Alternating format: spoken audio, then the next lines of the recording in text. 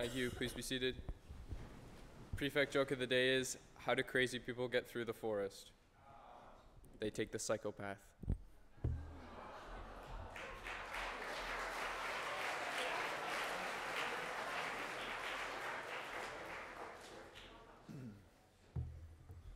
Thank you very much, James. We're going to begin. I don't think we've been singing the K's hymn too much, have we? I always think we sing this too much. Hymn number 5, Jerusalem. Please stand.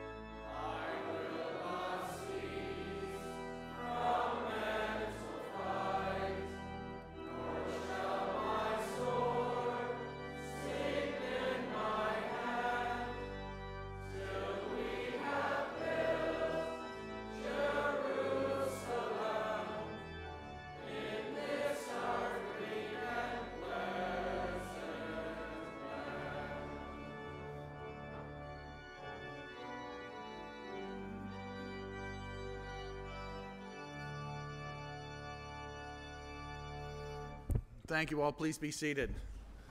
So we have a couple of different voices this morning. I'm not going to say very much. Somebody actually asked me, they said, well, you should say something about the weather. And I thought about it, and I thought, what can you say, you know? So the weather sucks. That's about all I have to say. And that's about all I have to say this morning.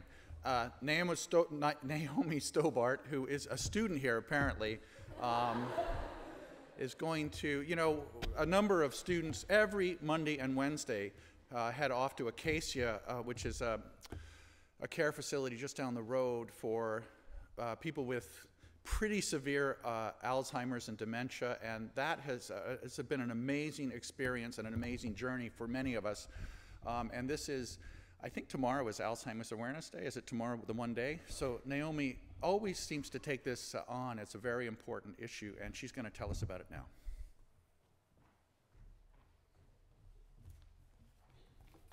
Hi, everybody. I'm Naomi. You might remember from lunch the other day.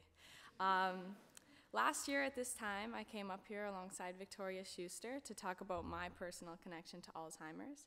And this week, as you know, is our Alzheimer's Awareness Week, something that's been happening at Shawnigan for as long as I can remember. On Friday, those who donated to the Alzheimer's Society by purchasing a pin will be able to wear white, blue, and yellow in support of those actively fighting against Alzheimer's.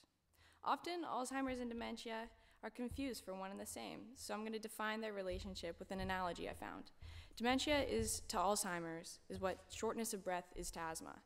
In short, dementia is a combination of symptoms that have many different causes, Alzheimer's being one of them. Shortness of breath is also a combination of symptoms, and asthma may be one of the causes. Dementia has now become the most common neurodegenerative disorder worldwide. Nearly 35.6 million people live with it on a daily basis. So dementia is characterized by these symptoms, leading to a certain outcome: a decline in one's mental function, which critically reduces one's ability to go along their day uninhibited. Normal tasks, such as remembering, can become more and more difficult. Despite the fact that Alzheimer's affects a large portion of the elderly population, it is not a normal part of aging. And although Alzheimer's is a progressive and degenerative disease, it may be terminal, but it is treatable. That's why we as a community need to rally to this cause to support those around us. The Alzheimer's Society works with those directly and indirectly affected to alleviate hardships brought on by the disorder. The money donated by us means that they can do more critical research to find effective treatments and hopefully a cure.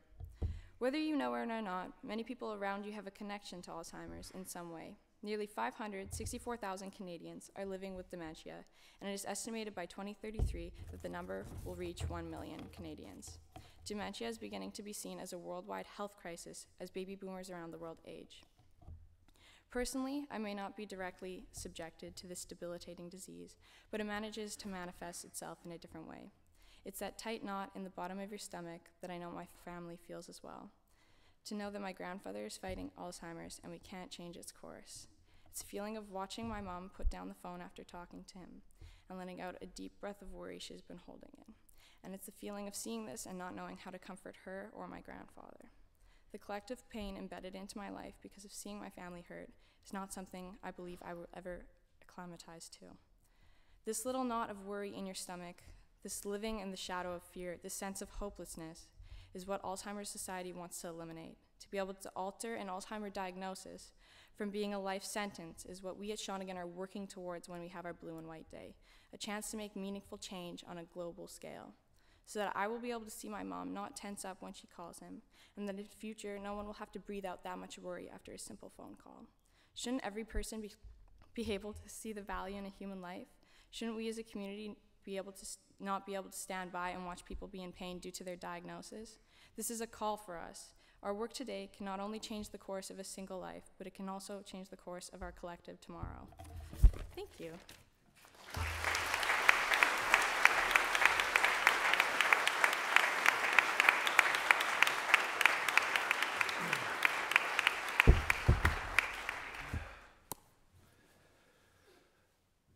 Good morning. Yesterday was Let's Talk Day in Canada, a day for people to speak openly about struggles with mental health in an attempt to remove the stigma. I thought it might be helpful this morning to share part of my story with you. I wrote a micro version of this on social media last year and was overwhelmed by the response. I can't fix anyone else's difficulties, but I can tell you what helped me. I might get through this easily, but if I have to pause at any point and take a couple of breaths, it just means I'm shaking hands with some old ghosts. For about 5 years in the 1990s, I struggled with debilitating panic attacks, during which I would endure a sensation I can describe only as absolute terror. Anxiety presents differently in different people, but in my case, it came on as an overwhelming conviction that I was about to die.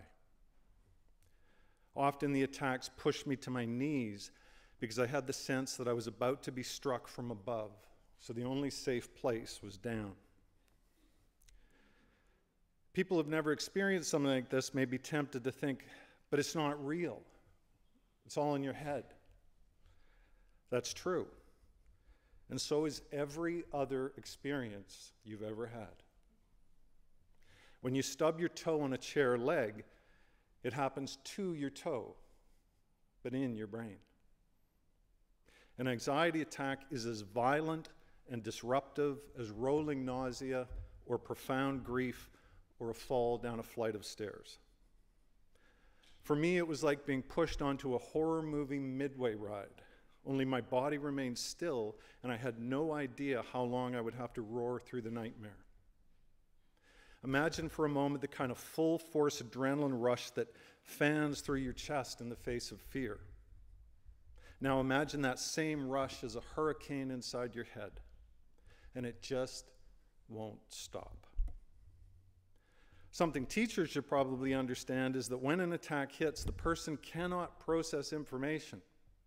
You can't concentrate on sentences, facts, equations, or formulas because there's a herd of phantom horses stampeding through your brain. The advice of friends or the counsel of teachers just comes out as noise. You're fighting ghosts, and the battle keeps you busy. The doctor diagnosed me with generalized anxiety disorder. At the time, it just felt like crazy. My mind was the thing I had trained to work best in my adult life, and I couldn't trust it. When an attack came on, I would have to leave whatever room I was in. It was also difficult to walk through the middle of any crowded or noisy space. To this day, I favor the edges of rooms, and I don't like being in the middle of a crowd. It's been many years since I had a panic attack, but I recall the sensations vividly. I don't mind standing here because you're over there. But it's my preference never to be there.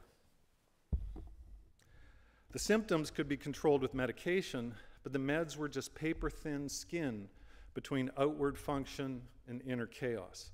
And I still sometimes felt panic pushing against the barrier between those two states. Here's the worst thing. The episodes hit so fast and so hard that even on good days, I lived in fear of them. I began to fear the fear. I had no idea when I would next panic, which made every situation a potentially threatening one. Some of you will be wondering what caused the problem. It's different for different people, and I'm in no way qualified to diagnose anyone. I self-medicated from my teens into my 30s, for one thing, which made every aspect of my life progressively worse. A related difficulty was that I cared way too much about what others thought of me. But even lavish praise didn't stick to my self-confidence. American writer David Foster Wallace talked about this when he wrote, "Pretty much anything you worship will eat you alive. If you worship money and things, then you will never feel you have enough. It's the truth. Worship your body and beauty, and you will always feel ugly." I probably worship the opinions of others. That's another reason I wanted to share this.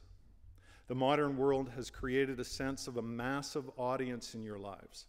In the age of social media, many of us maintain friendships based on a constructed image rather than genuine contact. We should probably call them promotionships or bullships.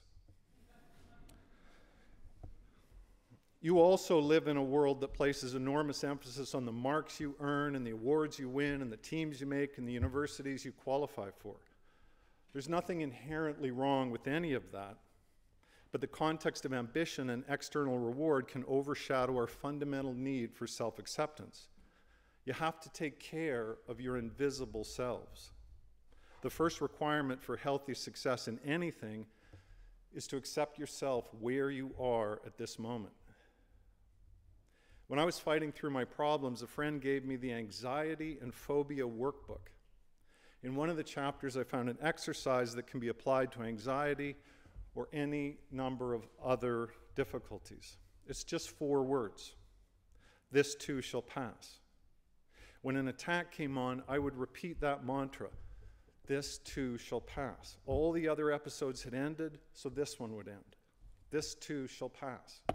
In a while, I would feel better. This too shall pass. The technique did not stop the attacks, but it softened the jagged edge of them. That simple mantra applied not only to each episode of panic, but also to the condition in general. I've not had a panic attack in close to 20 years. With a little work and self-care, your troubles will pass. Maybe not as quickly as you'd like, but eventually. The even better news is that you will be stronger for the experience. Maybe it's scar tissue, or maybe it's just relief that the bad times are gone. Whatever the case, my struggles have become not a weakness, but the foundation of my strength. I am a person with the strength to overcome. The same will happen for you. The other thing that helped was the acceptance of friends. The person who gave me the anxiety and phobia workbook would often pass me in the hallway and look kindly at me, as if to say, "I hope you're having a good day." We didn't talk about my issues more than a couple of times, and then only briefly, but her simple recognition always made me feel better. In those days, I taught a couple of classes on the second floor of the main building, and when I felt an attack coming on, I would have to leave class and go down the hall to where a friend from the English department had an office. I'd stand in his door with my eyes wild and glittering paranoia bouncing through my mind, and we'd talk about nothing until my brain settled. Later in the day, I'd sometimes tell him, "About earlier, I was just," and he'd say, "Yeah."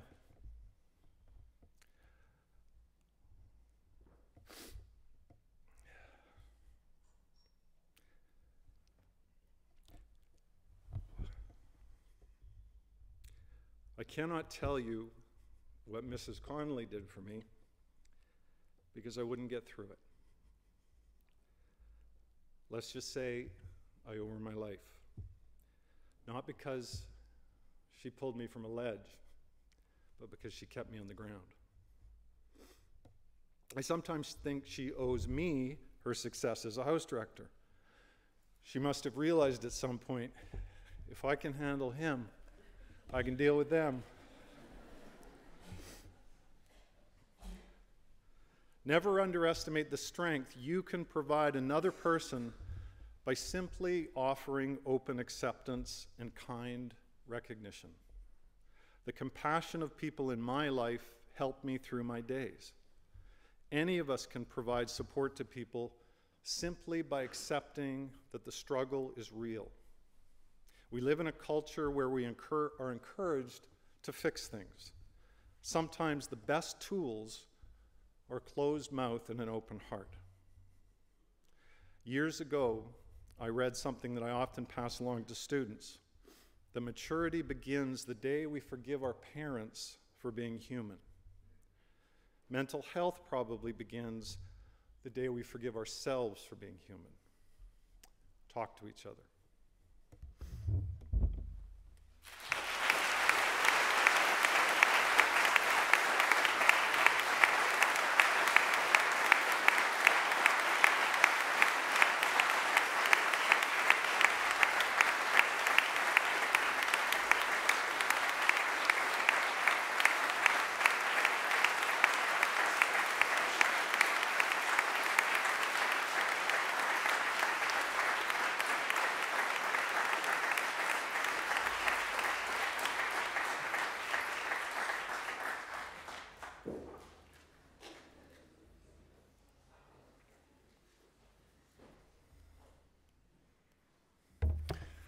Thank you, Mr. Connolly. So Mr. Connolly actually, when he gets up here, it's because he feels compelled to get up here because he has something to say. And I know this morning, I knew this would be a very significant address by him, but it's almost, I just wonder, it almost feels like the world maybe has shifted just a bit to see a little bit beneath the surface of, this iconic figure who actually is just like the rest of us. And so thank you so much for that, Jay. It's really your courage and your vulnerability, I think, will have a lasting impact on us. So thank you.